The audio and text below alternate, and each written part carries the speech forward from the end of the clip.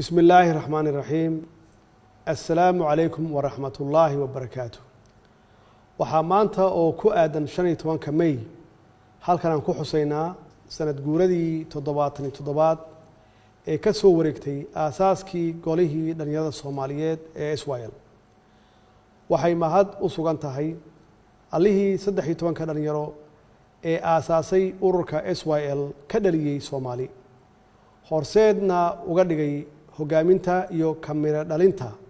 halgankii muddada dheeraa soo socday ee keenay isku duubni dulqaad adkaysi wadajir midnimo iyo wadaniyada shacabka Soomaaliyeed sababna u noqday in lagu guuleysto taabagelinta dad dal xor ah iyo dawlad shacabkeeda ay ku faanto oo karaamo iyo sharaf ku leh ummadaha kale ee caalamka halyeeyadii Israel waxay baal dahab ah kaga jiraan sooyaalka dalkeena Soomaaliyeed jiil walba oo inaga mid ahna waxa waajib ku ah inuu u gudbiyo jiilka ku xiga xusuustooda halgankooda taariikheed iyo diiwaanka maamuuskooda Israel kuma mutaysan maamuuska kaliya in ay dadka Soomaaliyeed ka dulqaadeen heeryada gumaysiga una horseedeen gobonnimo buuxda balse waxay u mutaysteen in caqabadaha waaweyn ee jilaafooyinka ay ka soo gudbiyaan halgankii dheeraa ee gobonnimo doonka Soomaaliyeed kuwaas oo ay ka mid ahaayeen shirqoolka shisheeye sida oo kala qaybinta ummadda Soomaaliyeed ee waalaha ah qabiil kadibna xoog lagu xukumo macnaheedu wuxuu yahay in jahli lagu hayo ummadda Soomaaliyeed ama aqoonta loo diido dhaqaalahana lagala dagaalo si gacanta gumaysiga marnaba aysan uga maarmin ama ay ugu hoos jiraan isla markaasna koox yar oo fakarka gumaysiga haysta ay u adeegsadaan ama loo isticmaalo kala qaybinta ummadda Soomaaliyeed dalka Soomaaliyeed waxaa cashar dhaxalgala ugu filan taariikhda Israel oo muujinaysa kartida iyo geesinimada qofka Soomaaliga ah ee jecel dadkiisa iyo dalkiisa inuu badbaadiyo kuna shaqeeyo mabaadi ku dhisan Soomaalinimo wadaniyad ama patriotism iyo midnimo kana fogaada wax kasta oo ummadda kala qaybin kara oo ay ugu horeyso qabyaaladda sidoo kale waxaa mudan in aan tusaalayno midnimada iyo wadajirka ay lahaayeen xisbiyada ama ururada dhalinyaro ee ka kala dhisnaa gobolada koonfurta iyo gobolada waqooyi ee dalka iyo muhiimadda ay siiyeen jaceylka dalka iyo dadka iyo diinta garowsadeenna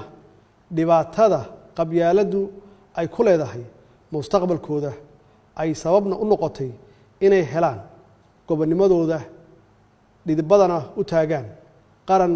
ka tilmaaman caalamka maanta 77 sano kadib dhalinyaradu maxay ka baran karaan tusaalooyinka Israel maxay dhalinyaradu maanta ku mutaysteen xaaladda cakiran ama dhibka ay ku jiraan maxay dadka ku hadaaqaya ama ku dhawaaqaya qabyaaladda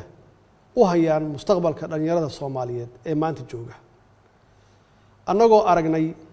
cashar fiicanna ka helnay 30 sano ee ugu dambeeyay khasaaraha ay lahaan karto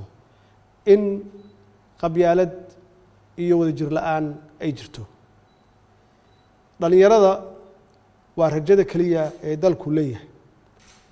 dalkuna waa hodan dadkiisuna waa sabool waxaa looga bixi karaa saboolnimada dhalinyarada oo israacda oo ka shaqeysa dawladnimo wadaniyad wadajir iyo horumarka dalka dadka waxa looga baahan yahay dulqaad dawladduna waxa ay ku hogaaminaysaa rabitaanka shacabka oo ku dhisan dimuqraadiyad iyo doorasho xalaal ah sida dalalka hore u maray. dowladdu waxaa ka go'an in tallaabadaas ay horey u qaaddo sida aan horey uga shaqeynay dowlad wanaag, waxqabad, wada shaqayn iyo ammaanada ummadda in aan loo isticmaalin dana gaar ah. maanta waxay ahayd inaan dabaaldegyo waaweyn ku maamusno taariikhdeenna dahabiga ah, balse duruufaha uu sababay cudurka safmarka ah ee COVID-19 ayaa naga hakiyey. dhalinyarada Soomaaliyeed maanta iyagaa hormood u ah dadaalka xooggan ee dalka looga samata bixinayo cudurkan COVID-19 oo saameyn xoog leh ku yeeshay caalamka. waxaan rabaa inaan munaasabaddan aan uga mahadceliyo halyeeyada bahda caafimaadka ee dhalinyaro u badan, kuwaasoo naftooda iyo wakhtigooda u hibeeyey sidii ay ula tacaali lahaayeen bukaanada uu soo ritay cudurkan. sidoo kale dhalinyarada Soomaaliyeed waxa ay maanta hogaaminayaan dagaalka aynu kula jirno argagixisada Al-Shabaab oo caqabad ku ah rajada iyo mustaqbalka dalkeena. hoggaanka shaqaalaha rayidka iyo ciidamada qalabka sida maanta waxay u badan yihiin dhalinyaro aqoon-yahano ah oo firfircoon, kuwaas oo isbeddel muuqda ama la taaban karo ku sameeyey shaqaalaha dowladda iyo ciidanka qalabka sida shaqo iyo niyad ahaanba. waxaa xaqiiq ah in dowladdu ay dhaxashay xanaan dhaqaale oo aada u hooseeya, deymo tiro badan oo culays ku hayay horumarka dalkeenna, xaalad aad iyo aad u adag oo ay ku noolaayeen kumanaan dhalinyaro Soomaaliyeed oo qaarkood ay ku dhibaataysnaayeen xabsiyo shisheeye iyo xarumo qaxooti. waxaa dowladdu xoog saartay soo celinta adeega aasaasiga ah oo maqan, la dagaalanka musuqmaasuq baahsan oo curyaamiyey soo kabashada dalka.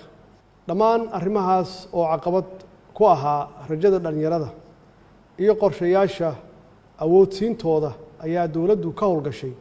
oo ku guulaysatay inay wax badan ka qabato. waxaa xusid mudan inaan dib u yegleelnay hanaan maaliyadeed oo hufan, daah furan, kana caagan musuqmaasuqii baahsanaa ee jiray, kaasoo sababay inuu kor u kaco dakhligii dalka iyo kalsoonidii caalamka ay ku qabeen hanaanka maaliyadeenna. muddadii 3 sano ahayd ee lasoo dhaafay waxaan ku guulaysanay inaan ka soo baxno dhammaan shuruudihii hortaagnaa dalkeenna oo aanu jabinay darbigii cunaqabateynka dhaqaale eena saarnaa muddo 30 sano ah. si dalkeenna looga dulqaado deemankii faraha badnaa, taasoo ififaalo wanaagsan u ah mustaqbalka dhalinyarada dalkeenna, maadaama ay horseedayso kobaca maalgashiga iyo fursadaha shaqo. sidoo kale dowladdu waxay ku guulaysatay inay dalka ku soo celiso boqolaalo dhalinyaro ah oo ku dhibaataysnaa xabsiyada shisheeye, iyagoo maanta si sharaf iyo karaamo leh ugu nool dalkooda. dowladda federaalka Soomaaliya waxaa u degsan qorshe 5 sannadooda oo tilmaamaya meeshii aan shalay ka nimid, heerka maanta aan marayno ama aan joogno, higsigeenna biri iyo himilada aan doonayno inaan gaarsiino shacabka iyo dowladnimada Soomaaliya. waxaa hubaala dhalinyarada Soomaaliyeed meel kasta oo ay joogaan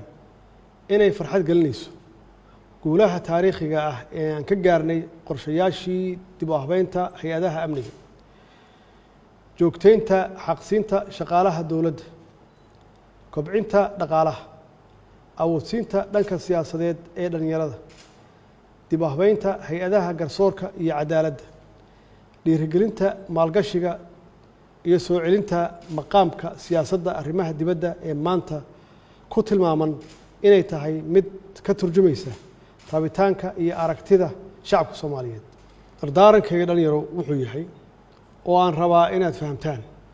muhiimadda ay leedahay ilaalinta danta guud oo loo baahan yahay in la wada ilaashado sida qaranka iyo dowladnimada. waxqabadka dowladnimadu waa hanti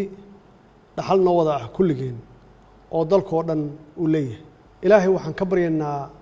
inuu naxariistiisii janno siiyo dhammaan haliyadii u soo halgamay xorriyadda aan maanta haysanno. dalkeenna ilaahay waxaan ka baryaynaa barwaaqo iyo nabad waarta uu ka yeelo, innagana uu naga dhigo kuwii ilaashada dhaxalka ay inooga tageen haliyadii SYL. wasalaamu calaykum waraxmat ullaahi wabarakaatuh.